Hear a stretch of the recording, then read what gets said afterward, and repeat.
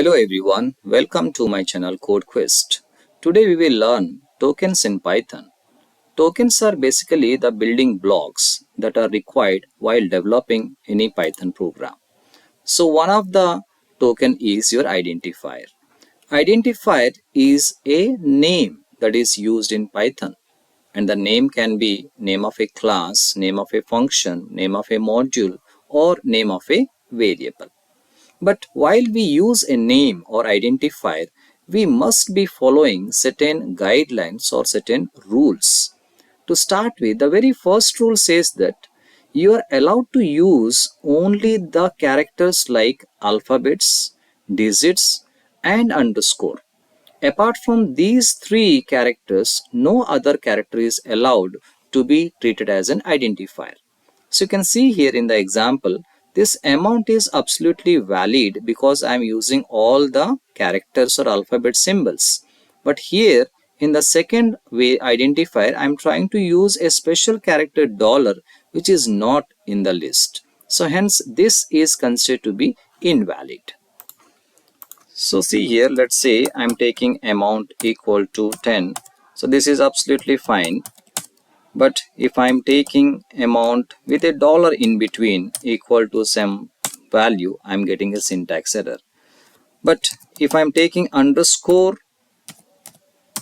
then it is allowed. Okay. So except this underscore, no other special characters are allowed. You're allowed to use only the alphabets or digits, or you can use the special character that is your underscore. The second rule says that the identifier cannot start with a digit. Though digits are allowed to be part of an identifier, but we cannot keep it at the beginning. Like you can see here, this identifier is beginning with an digit which is not accepted. Whereas the same 1, 2, 3 I have used here, but this is not at the beginning, hence this is a valid one. Let's say I am writing num1 equal to 99. This is absolutely fine. Okay, but if I'm trying to write 1, 2 followed by some num equal to some 88, so this is not allowed because I started with digits which is not accepted as an identifier. Now identifiers are basically case sensitive, which means the uppercase and lowercase are usually considered as two different things.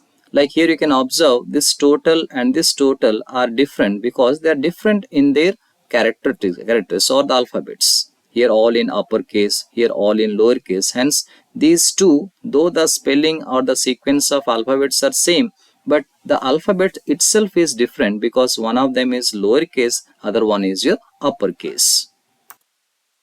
So let's see, suppose I am writing total equal to 100. Okay, when I print total, I'll get 100. But when writing capital T followed by total like this, say 22. So now you can see, though this is also a total, this is also total, but there is a difference in terms of the case. So here this first letter I have made it uppercase, whereas here this is in lowercase. Even though the remaining all characters are same, but still these two are treated as two different identifiers. So identifiers cannot use certain words which are called reserved words by Python. So every programming language has certain words which has a specific meaning or specific purpose. Likewise, Python also having some 33 reserved words which has a purpose for each one of them. Now, out of those 33 reserved words, I am not allowed to use either of them. So here actually this DEF that I am using as an identifier happens to be one of the reserved word. Hence, this identifier is not at all accepted. So if I'm taking, let's say DEF equal to 99, you can see the color itself. Okay, the color itself speaks that this is not a simple name, rather this is a reserved word. Okay, so if I'm writing something DEFA equal to some 22, this is all good because we have taken an identifier which is not matching with any of the reserved words. So you are not allowed to use any of the reserved or keyword that is defined by Python to be taken as an identifier. But most of the keywords are basically there in lowercase letters. So if you still insist, suppose this DEF which happens to be a keyword or reserved word, this is in lowercase. if you change the case, suppose I am changing the small d to capital D, I mean the lowercase to uppercase, then I'm writing def equal to some 100. So this is now absolutely fine. I'm getting the corresponding value because this is a valid identifier. But it is always a good practice not to make use of those reserved words even though you are able to change the case and treat them as a proper identifier.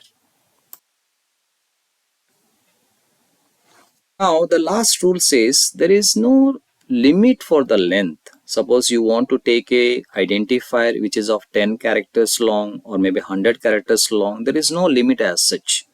But there are certain programming languages. For example, if I speak about C language, we have a limitation that these many characters only we can have. Usually it is going to be 31 characters maximum.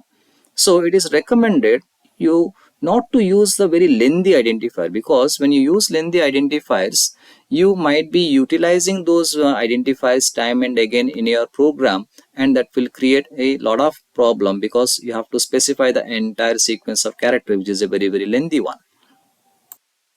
Let's see, suppose I'm taking some A, B, C, D, E, F, G, H. Suppose this is a name I have taken, identifier. So this is okay. But next time when I'm referring that, I have to write the entire sequence of characters, then only I'm able to get it. So if I'm missing any one of them, suppose I'm writing A, B, say C, D, E, F, okay, G, I'm missing H for example. So then says that this is not an identifier at all.